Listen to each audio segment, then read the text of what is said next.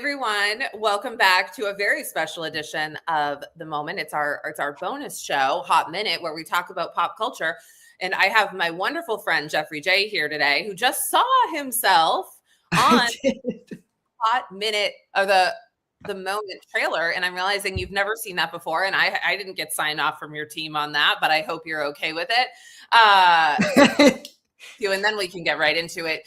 Y'all, Jeffrey's been on the show before. You know, I love him. We love him. He is a longtime comedian and comedy writer. He is a writer for the Game Awards, featured in the New York Times, and is taping his upcoming special this month here in Los Angeles. So you can see him in other places than The Moment / Hot Minute. And I'm so excited that you're here today. What'd you think of the little clip with your intro? I have not seen your new intro. That thing is fire. Isn't it? What? I couldn't believe it. I was watching that thing in awe. You would have warned me. That thing is awesome. Thank you. Vienna made it. So shout out as always to producer Vienna, who's here behind the scenes. It's so good. There's literally nothing she can't do. That's crazy. That's insane. That looks really good. And then I saw me, but at first I was like, damn, this thing looks awesome. Well, you are a friend of the show, a friend in real life, and you have so many fun things going on. And one of the reasons that I have you here is, like, first of all, there's so much we need to talk about because I did just introduce you to the lore that is Club Chalamet for the first time. And we're going to talk about that. But I first want to talk about, you have a show coming up that you're doing, and it's an hour-long comedy special. Yeah. And I'd love for you to, oh my God, I love this. Oh my God, is that a Kennedy or what? You know what? It's at one of my favorite places, Dynasty Typewriter, on January 21st. Correct me if I'm wrong. January 21st at 7:30 p.m. I'm your manager. So tell me a little bit about this show. I love a redacted, and you can too. Yes. First of all, I love the way you did that because I've been actually like kind of bumping on how you say that, like, I love a blank and you can too, because it was originally named I Love a Republican and you can too. And I got some real bad pushback from people. And I think it might have been a blind spot for me because I know me. I know my mother, who the show is about, who is an amazing person who still identifies as Republican. Listen to me, as a transgender person, she's an Republican identifying person. Yeah. That's how we. Yeah, it's not her fault, and she didn't choose this. But she's also this will be revealed in the show stuff, but also somebody who did gay marriages in Texas and does name changes and gender changes and is equal rights and is not in support of certain people who are in charge of this country. So yeah, I mean, we had on former Representative Barbara Comstock, who is a who is a current Republican, but she was a representative from the great state of Virginia, and she reminds me a lot of your mom in so many ways, and that I wish she had raised me. She actually, one of the reasons we had her on is because she had written a really great piece on, like, how concerning it is that they're getting rid of DEI initiatives. And she is for, gay marriage. And she has so many problems with Trump and this administration and where her party is headed. But she also too, she started as a Democrat, and I know your mom is from a family of Democrats. And so it's like, but she's like, no, like, this is who I am. My party has shifted, but my views are still the Republican Party that I first aligned with. And so I feel like it's a little similar to that if folks saw the Barbara Comstock episode. Yeah. It's interesting too, because so many, in the world of so many people going no contact and, things that we'll talk about later with Mel and everything, but it's like, there is a bit of a difference between people who have this like old school idea, who genuinely just want the government to be more hands off and think that people should love who they love and don't want this crazy immigration and everything that's going on, who are they're having a problem with their identity too. Yeah. Because it's hard to leave something that goes with religion, and when you're in something, it's hard to leave it. So, anyways, there's this. The story is about me and my mother, and she's an amazing human, and she happens to be one of them. Well, I guess like one of the things that came up for me when I saw that you changed the name of your show is like, swap that word, right? Swap Republican. Make it I love a Democrat and you can too. Make it I love a Yeah, trans person and you can too. yeah, And I think one of the things that a lot of like people, when you actually get them one-on-one, regardless of like sort of what they say, maybe as a more right-leaning person about trans folks or whatever, I think most reasonable people who are on the right, if you talk with them one-on-one and they're like, oh, by the way, you love a trans person. yeah. Like, yeah, you're right. I do. I And do. that's Yeah. how this started, because that Yeah. used to be the thing that people would say is like, you probably love a gay person, you probably love a trans person. So I did it with Republican, and to me also the love in it, the love that was so important to me, because this is a story about love, and it's insanely funny. It's 20 years of material in my life with my mother, and a little touch on addiction and such as well. But like the love part is important. And somebody called me, one of my conservative friends. I have, and she was wildly offensive. Wildly offended by the title, and I was like, "There's nothing." In my mind, there was nothing offensive in that title. All I'm saying is Republican. I'm not saying anything else. I'm saying I love this person and you can too. And it really hit me. Also, just going to throw this out there. It is, in fact, a comedy special. Yes. That's like the one thing. Like, it'd be one thing if you're like, I'm writing an academic research paper and this is what I've named it. But it's like, Yeah. like it does feel, but okay, you listen, you live and you learn, you listen, you redact it. And I think I'm really excited. I've been honored to see you sort of workshopping many pieces of this over the last year, and even more so, more fully baked out. And so I think it's a really important story to tell. I just want to let you know you're getting shout outs in the TikTok chat from V from Under the Desk News. Oh yes, I love V. Oh my gosh. Yeah, so and V much. loves you right back. They're amazing. My God, V's suits and shirts. My dream is to just, like, I guess I kind of want to be a man, but I also just want to dress like V. That's it. I just like that. My idea of success is dressing like V dresses. I know, impeccable tailoring. And the hair. Do you get a haircut every week? How do you afford it? Find out. We're about to find. We got to find out. Can't wait.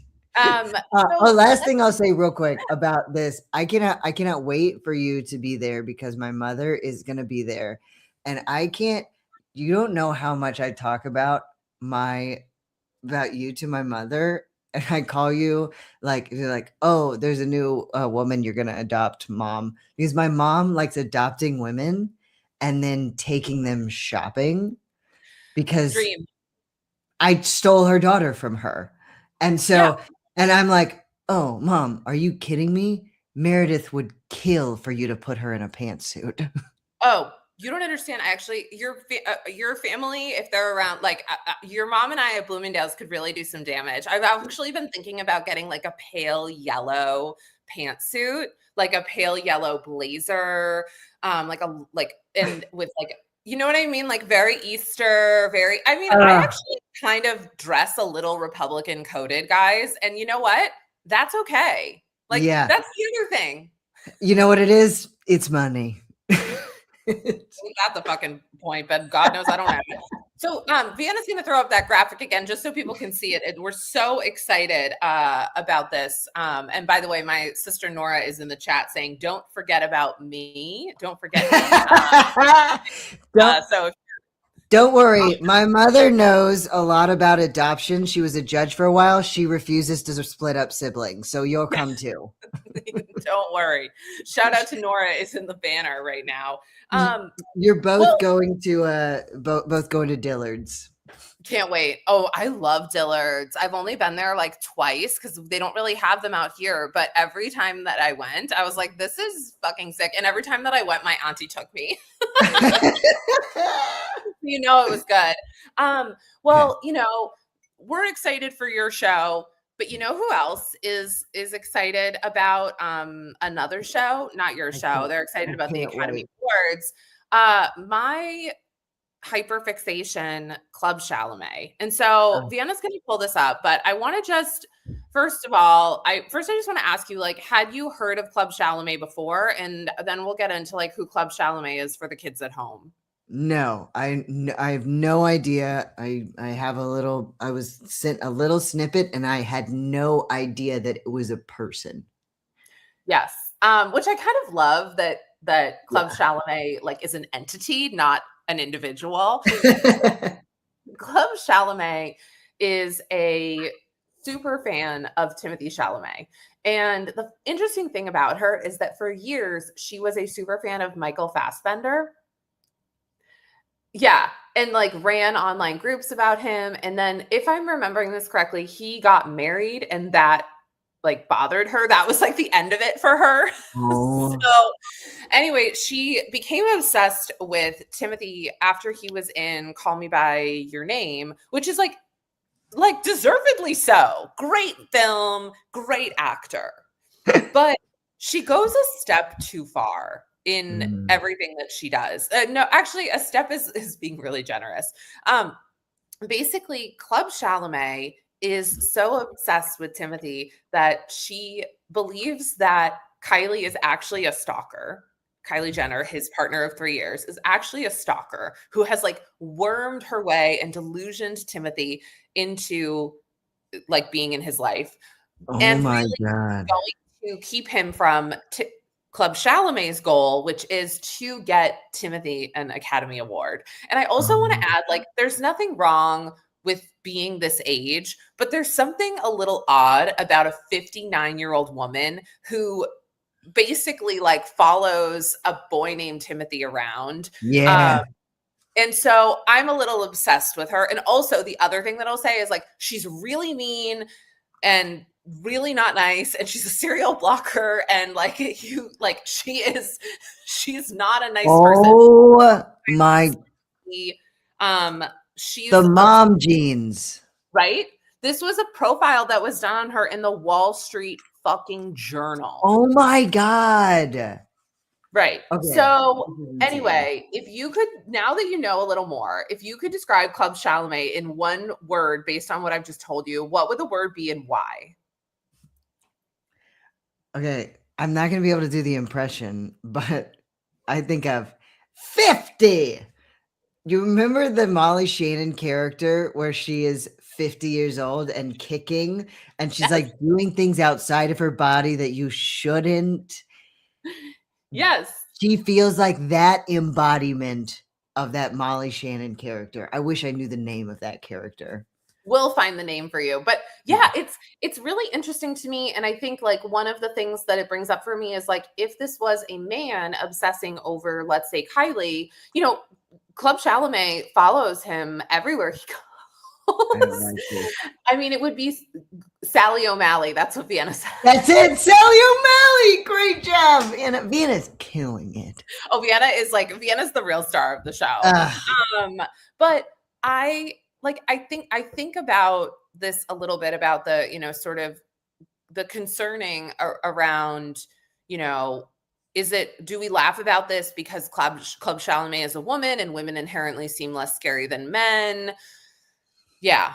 I don't know. Let's not forget. And look, I'm from Texas, so I was in the cultural world of and South Texas, which was like I remember Selena. Oh, And exactly. that was a woman. It was an older woman who Yeah. not sorry, Selena I don't mean older by older, but I No, but mean like, I a mean, different woman yes, between them and a super fan. right. And so that's where it's like, oh, this is a little strange, but then also the like sassy little like Meredith and me can't help but be like, I don't know if there's something, I don't know if it's like the fact that she calls herself Club Chalamet. It reminds me of that game that the kids I used to babysit would play called Club Penguin. Yes. Like there's something so, I don't know. And I guess at this point, like Timothy doesn't have a restraining order against her. The Kardashians really watched their backs. And so I think that maybe Okay.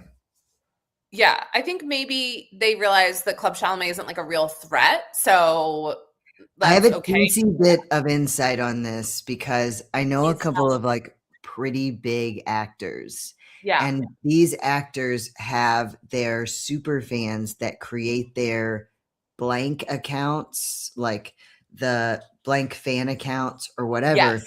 And they become like these valuable resources to them. And in Right. fact, sometimes their family will leak the super fans info because they Right. know, and it's like an unpaid, it's like the best PR in the world without ever having to pay for it. So there is this weird line that some people like. I can't wait to have a super fan that I can leak information to. It could be vague. I wasn't with somebody years ago made me a Wikipedia page. And it's the reason I have it because you can't create your own, you can't edit your own. There's some like weird rules Right. about Wikipedia. You can't pay for it. So somebody made it. They got all this stuff wrong on it. And I'm like 2 years younger. Keep it that way. I'm like, thank you. And whoever, I wish I knew. I never found out who this person was. I wish I knew. I would What if have. it was I Club would have saved you Chalamet? the world. What if it was What? Club Chalamet? Please give me a club, Jeffrey J. Kind of has a good ring to it. So I also think, this is all part of Timothy's quest for the Oscar, and that is her ultimate goal. So perhaps if he wins an Academy Award for Marty Supreme, she will be done with this. Did you see Marty Supreme? No. No, me neither. I'm really bad about going to the movies. I know, but I kind of get turned off on like white men who can do anything and take a chance because there's no stakes. Yeah. How do you feel about Timothy? I think he is fine. I really think he's fine. I bet he would be lovely to chat with. I have zero against him, but I think he's fine. But also, he's like a young kid. Like I'm a Matt Bomer fan. If I'm gonna root for somebody, it's gonna be Matt Bomer. Yeah. Well, here's my thought on him. He is not from any type of like money or wealth or like huge privilege. He grew up in like this kind of like public housing that the city of New York had designated for people who like were artists, so that like people who were actual creatives could live in New York City. And his parents had like, his mother, I think, was like an artist, but they were not wealthy at all. Yeah, They grew up in like a 1-bedroom apartment in New York City. Yeah. So, and he went to the LaGuardia Arts School, which is a public high school in New York and so I will say this, like, I do think he loves his craft and I think he works hard at it. And so it's like, sometimes I think like, if we're going to make a white guy famous, maybe he's a good one. I do think the linking up with Kardashians is weird, but I also think that Kylie's really weird. So yeah. Right. Yeah. Oh, Vienna's telling us that LaGuardia High School rejected her, by the way. Oh, okay. We're done with Timothy now. Right? Exactly. Well, let's see. So next up, we have a couple of other stories I'm so excited to talk about, and I'm going to remember them in just a second. The next one I want to talk about is, did you know, do you like to dance? I love to dance. Same. You know who else loves that? You have that in common with our president, Donald J. Trump. He loves to dance. I think about it regularly. What's so funny is it's like, in the last 72 hours, it's like, and we won't get into the politics of it, but it's like, we removed a dictator from Venezuela. So much is going on. And then yet Trump still finds time to go and talk to the press about his dance moves. And so I think that Vienna has a clip for us of Trump talking about By the way, my his wife dancing. hates when I do this. Oh my God. She said, she's a very classy person, right? She said, it's so unpresidential. I said, but I did become president. I mean, that is genuinely she hates when I dance. And I hate that. I said, everybody wants me to dance. Darling, it's not presidential. But she says, darling, please, the weightlifting is terrible. And I have to say this, the dancing they really like. The weightlifting. She said they don't like it, they're just being nice to you. I said, that's not right. The place goes crazy. They're screaming, dance, please. But the weightlifting, but no, the girl gets up. And you see, I want to be more, but I have somebody watching. Do I now? I want to be more effusive. About I want to weightlifting, really, yeah. like Melania.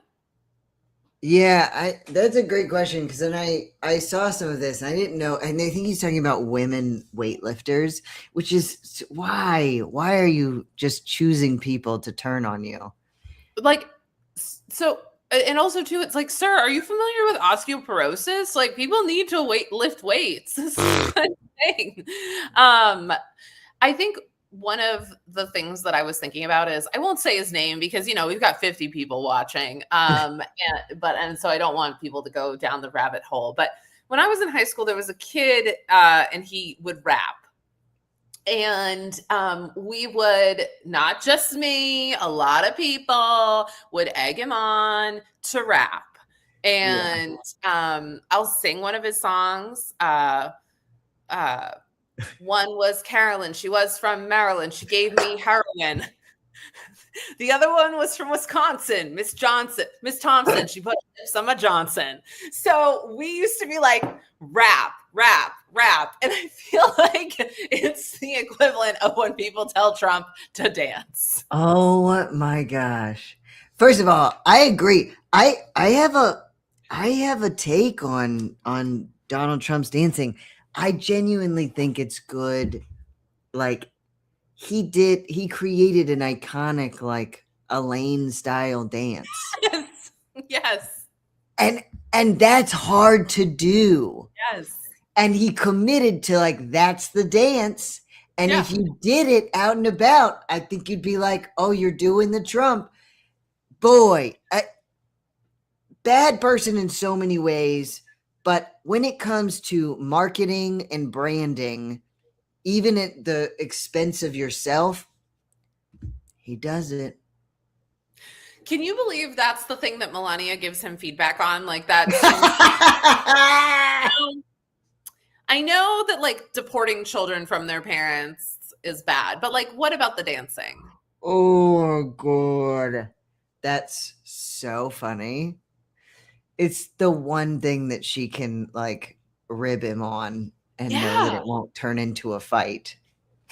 I also guess, like, what is he now? 79 years old? Around that. Yeah, honestly, that's the safest dance. That's what I mean. Like, how do you want to, like, what do you want a 79-year-old to do? Like, I don't know, break dance? Yeah. I would love to see him dance, like an old video of him dancing. I bet he still did this, though. That's true. I mean, the thing is, he does, like, we talk about finding moments of joy. He does seem like he's joyful when he does this. Yeah. So John Jones, who really, like, he hates my lives. The other day, he was like in here. He's like, you can't even get 100 people. I'm like, I'm happy when I have 10. But John Jones says, can you imagine Biden dancing? And it's like, no, I can't. Because no one's asking anyone to dance. Right? Like, and if he did dance, I think it would probably be a lot like this. Yeah. And again, it gives him something to talk about that isn't the actual stuff that he's doing. It's a really powerful tool. Yeah, John Jones is, Vienna saying John Jones is Trump's Club Chalamet. Biden is stiff as a board. I mean, yeah, although I watched him come down very sad, and we were sending love to our pal, Jack Schlossberg this week and in the coming weeks. But I did see Biden go down the stairs yesterday at the very, tragic funeral of Tatiana Schlossberg, who passed away last week. I saw Biden go down the stairs, and you guys, he was going down those stairs just fine. So, and also crying at the same time. So, like, what? That's hard to do. Exactly. He's an 82-year-old man, you guys.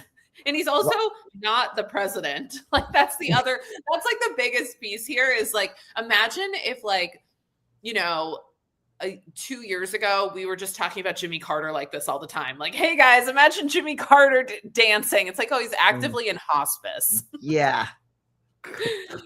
Yeah, I think you're right. I think Trump's dancing is part of his thing, and I think that the weightlifting is just I don't know where the weightlifting came from, but if you're going to criticize Melania for something, I wouldn't start with the weightlifting. Yeah.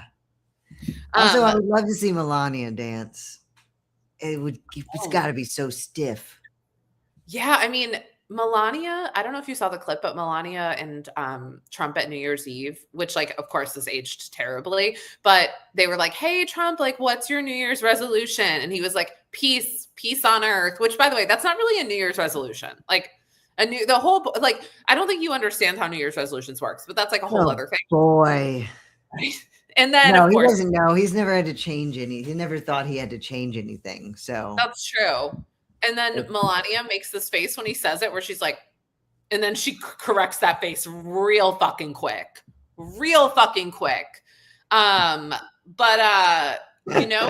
Speaking of faces, I want to talk a little bit about my girl, Bethenny Frankel.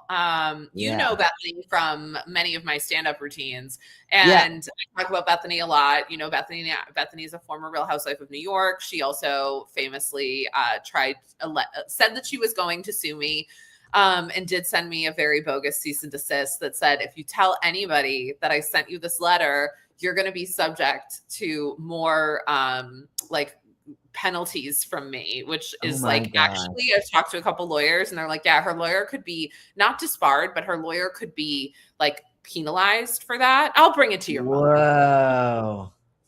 But I just wanted to talk about this because she, over the last couple of days, she's been in St. Bart's and she did contract an eye infection, but she also was spending time with another person who has me blocked, and that is Lauren Sanchez. Oh boy.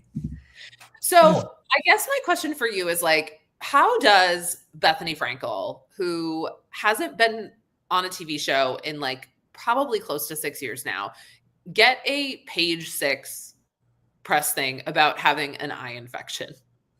This is fascinating. I will say this. I read this. I don't ever like read these types of things. So this is why I love being on your show, because you introduced me to these worlds that I don't know about and that I love so much. And this is exactly how I get my news, by the way. When I watch things, I watch YouTube recaps of like entire things that happen long after they're done. Like I like to watch YouTubers who have been canceled. I never knew about them, never heard about them. And then it shows me their rise to fame and their crash and where they are now. That's how I like. Do you know about this? There is, Vienna's going to have to help me in the chat. There is a YouTube creator named like Tim. Oh my God, what's his name? YouTube creator named Tim. This is going to drive me insane. Tim creator. We can come back to it. But basically, I confused this internet creator with like this comic who was like fired from SNL. Okay. This is going to drive me insane. Vienna, you can help me in the chat with this. We'll get back to Bethenny. But for the last like 3 years, I thought they were the same person. And so anytime that anybody talked about this comic, I thought they were talking about this like disturbing YouTuber. And I couldn't and the comic is a little controversial, but like I couldn't believe the amount of people in my life who were like, yeah, I saw him, or oh, like that actually that he did was kind of funny. And I kept thinking like, God, these people are like fucking obsessed with this like disturbed YouTuber. And then found out that they were two different people, and it's gonna drive me insane, but I'll figure it out. Okay, so maybe the chat will help me. I feel like the chat knows me better than anybody else. But yeah. All right. So back on this. So when I was going through this article, what was amazing to me was this whole article was about how she decided that she didn't want to show her 15-year-old like this is what life is like, as it's lush and glamour and it's all rich people just trying to be rich, and every single section of it was accompanied by a picture of her and her family looking perfectly gorgeous and glamorous. It was so funny watching her go like, this is not what I want. Picture, glam. And I want her to know that the world isn't like this. Glam picture. I know. Them on the beach. I think that it's interesting that you say that, because I think the thing with Bethany that's interesting is like, I think this is so when Bethany got famous, there wasn't this like level of wealth that we have now, right? Like Mm. people, she got famous in like the like mid 2000s, like 2005-ish, 2006. And we didn't have these like huge celebrities that, you know, we didn't like Jeff. I didn't know who fucking Jeff Bezos was. I knew what Amazon Mm. was. I didn't know who Jeff Bezos was.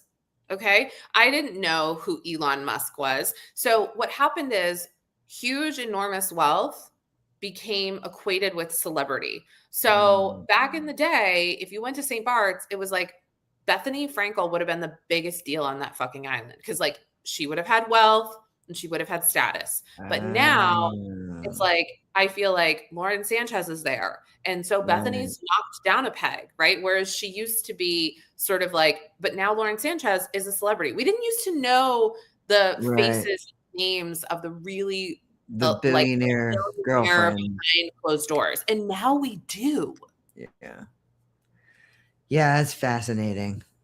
And so I think it's like for her, I think there's like a level of humility to not be the most famous person at the hotel or at the, you Mm. know, party or whatever, or the wealthiest person, etc. And so I think that's really what this is about. And so then the way that it, oh, there they are, then the way that it gets framed is like, oh, I just want to like show my daughter the reality. And then it's also like, so where does the eye infection come into it? And so I think it's like Yeah.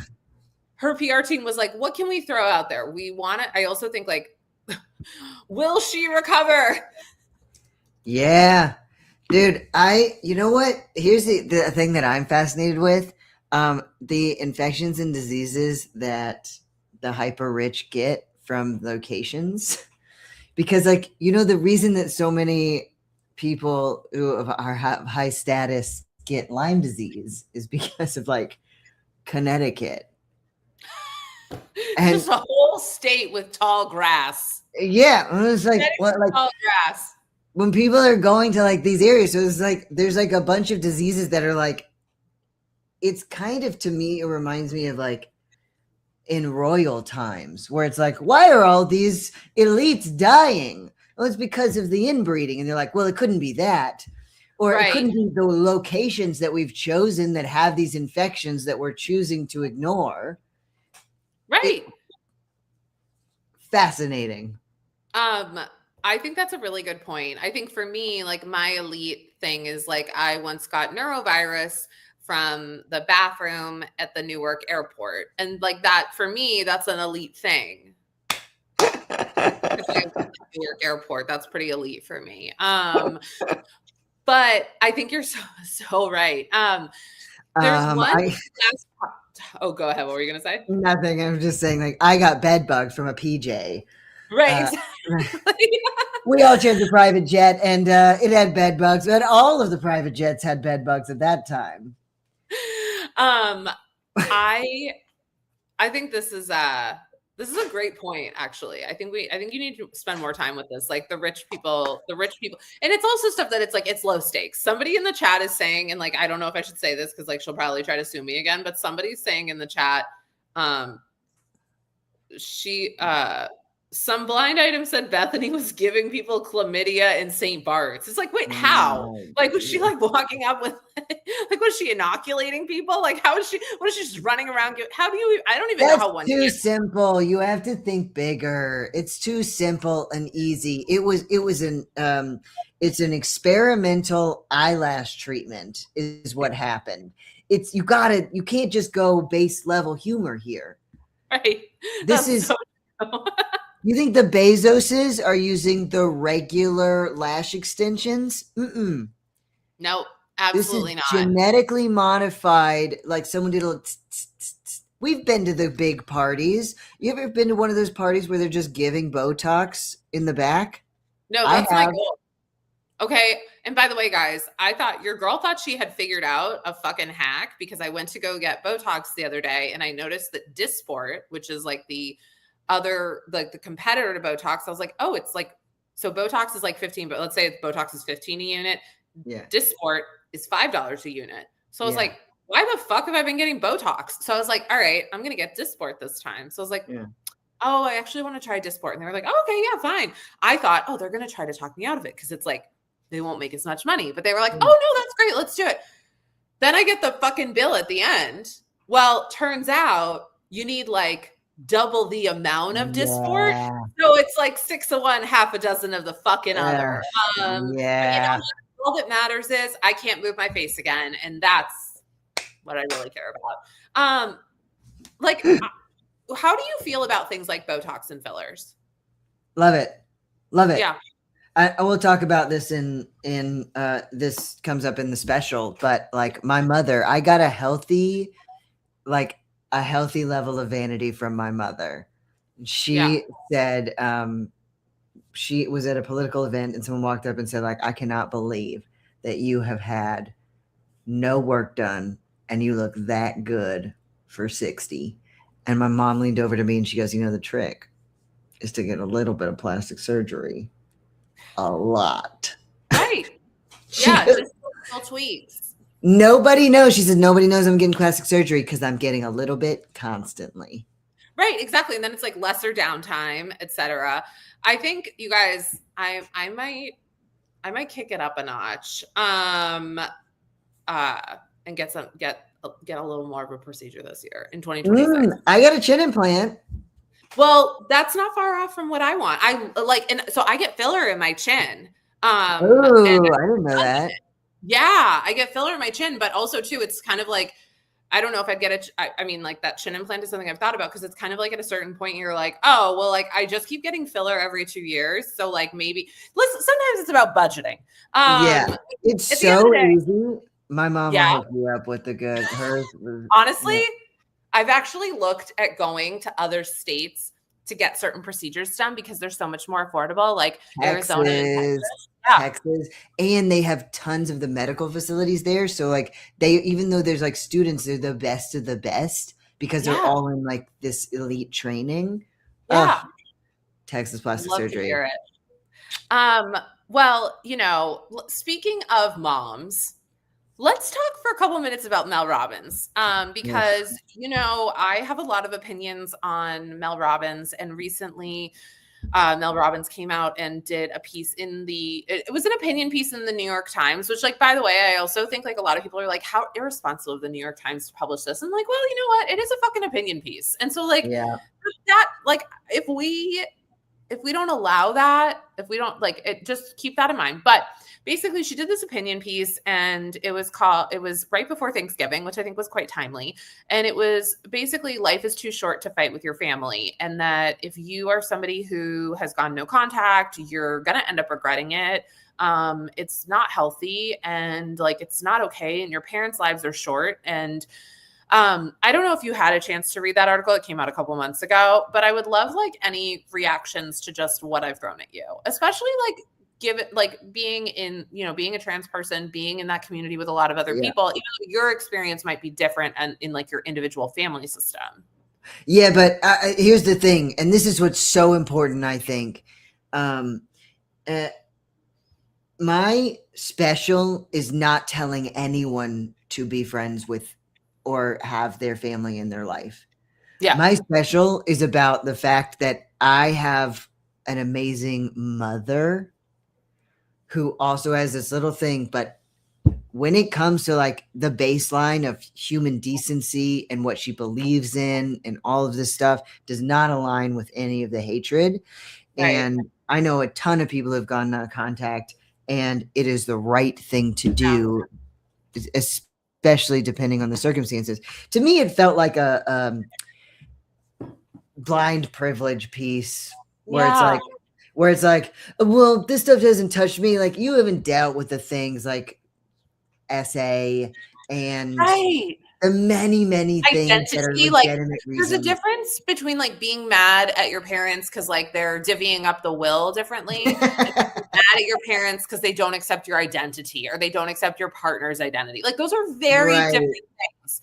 Or there's like, maybe your parent voted for Trump, but maybe they also like, do maybe they do, believe in gay marriage or believe like, so it's like, it's so nuanced and complicated. And I also think like, yeah, you're right. Like the SA piece, like, and also too, safety. Like for some Yeah. people, like Dude. just even physical safety for Yep. some people. Family is just blood, and in being in the queer community for so long, there Yeah. are so many hateful. I mean, I grew up with people whose families were sending them to gay conversion camps, Right. and like that was when I was in high school, which so that is not that long ago. So I can feel young. 3 weeks. Congratulations, Jeffrey. Jeffrey graduated in the December graduation. Yeah, just a couple of years ago. There was, so this was 20 years ago, but there was 4 billboards in our town for the gay conversion camps. And I knew 2 people whose families sent them there. Like, this is not okay. This is not safe. Right. So Mel, like, for a person who's going around the world, by the way, I'm a little peeved about it too, because I've been on planes a lot lately and I cannot stop, like the green let them book, even if it's a good idea. Look, I can't, there's too many let thems on planes right now. Yeah, I agree. There's too many people. Here's the thing. I think the problem, like, let's look at this from like a let them, I think is supposed to tell 65-year-old women that they can be fucking assholes to their kids. Okay. And then the op-ed piece is supposed to tell the 35-year-old kid that it's okay that your mom is a fucking asshole to you. And now her new thing is a fucking protein line. So almond moms can have a new thing to shame you about. By the way, here's my hot take on this. I think protein shakes and drinks are the new alcohol line for celebrities. That's it. Alcohol's out. Alcohol is out. As 2 people who don't drink, alcohol is out, first of all. And in California, like California is shockingly like California sober in the sense that I think a lot of people use other substances, but they don't drink. And so, yeah. And I'm with you. And I also think I think 5 years from now, we're going to be having a conversation about like, dude, like it was kind of weird how much protein we were like forcing on people. Like, you know how like everything will have a moment, like remember, like it's going to be like the Atkins or like when everyone was like, you gotta be eating soy, like you gotta have milk. And then all of a sudden it's not. I think people are going to be like, oh, okay, like that's maybe like enough protein. But yeah, I think protein has become a buzzword, and it's also like, oh, it's very filling. And I mean, those are all great things. And I think like when women are in menopause, they need more protein, which completely makes sense. So she's just getting into all these spaces. I also think like another area of this is like the addiction space. And like, you know, if you have a family member who has an addiction, and also not just that, but like something that happens in the addiction world is that somebody will get sober, but then the family doesn't know how to respond to them. So then family systems don't get better because they're used to that person being the addict, and they get very uncomfortable when that person is not the addict. Like you would be shocked how much this happens. And so like, for not just the person who maybe had addiction or is inactive, like that relationship can be just as harmful. So I don't know. And also too, it's like, if the let them theory says like, just let people do what they want, then like, if people want to go no contact, you should just let them go no contact. Absolutely. I think that's a huge, like, I think that's the best takeaway of this, which is like, you have a whole thing that says like, let people do what they like. Going no contact seems like the most let them. Like, yeah, right. Exactly. You can't control that. So take yourself away from it. Right. Yeah. The other thing too is when anyone pushes back on the let them theory, she goes, oh, that's where you use let me. Oh no, I hate it. No. She's like, it's just all so awful. And then you top it off with, I think she did is I think she went to CVS. She dumped out a bunch of 5-hour energies and she just filled them up with protein shakes. Yeah. And then she said, there's nothing else on the market like it, which is like, also too, there's certain people I trust. There's a guy, Luke Cook, who's one of my favorite comedians in the whole, like he's such a funny actor and TikToker. Yeah. He has his own protein thing. By the way, I love him so much. I trust him, and he is so ripped, so hot, so funny. I will buy. I haven't yet. I will buy his protein. I hope he finds this clip and uses it as advertising, because like I trust him. Mel Robbins, Show what do I sponsor? trust for your protein? Right?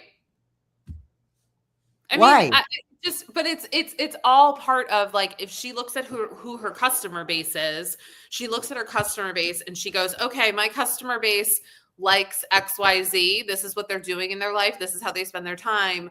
And it always ends up in protein and unhealthy family dynamics. Yep. I think you're so close on the 5 Hour Energy, but I think it actually is used Activia. That's the other thing. Remember, it was all probiotics for a while. It was all Yes! it's with probiotics, and now it's like fermented Activia, and now it's fucking protein. And it's like, what's gonna be next? Like, what is gonna be the next thing? Folic acid? Like, what could possibly? I'm gonna go look at a list of ingredients on something and pull out the new thing. So with all, I don't have time to get all this protein and these peptides in me. I'm shotted out both this way and this way. Like I can't put anything else in my body. I know. I mean, I've got the time. I just don't really have the time. I love that you're like, I'm not too busy. Yeah, I'm just tired of it.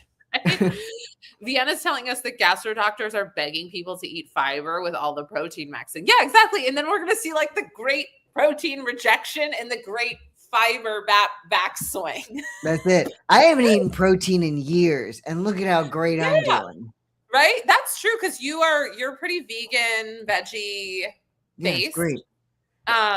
Well, Jeffrey, remind our friends at home where they can see you on January 21st, because this is such an exciting show. January 21st at Dynasty Typewriter in Los Angeles.